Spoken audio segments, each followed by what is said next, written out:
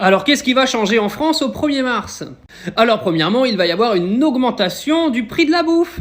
Alors oui, prépare-toi à partir de mars à commencer à calculer un petit peu mieux ce que tu dépenses dans les supermarchés, parce que tu vas te la prendre profond. Alors oui, nous savons que les négociations entre la grande distribution et les industriels arrivent à leur terme fin février et que naturellement, avec la nouvelle loi qui a été mise en place par le gouvernement, les grandes distributions, ils se sont fait un petit peu fourrer et au final, quand la grande distribution se fait fourrer, c'est toi, consommateur, qui se fait fourrer.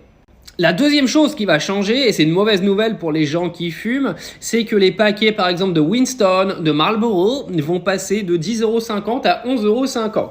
Tout ça dans la lutte contre le tabagisme. C'est-à-dire que le gouvernement s'attelle à augmenter les prix pour que tu arrêtes de fumer.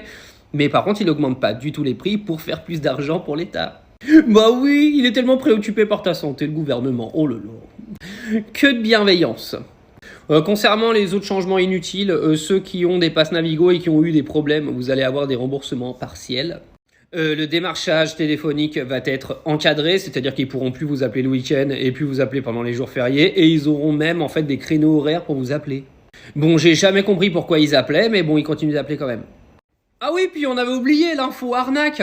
Total Energy bloque ses prix à 1,99 € le litre de diesel et d'essence. Mais comment j'ai fait pour oublier cette arnaque ?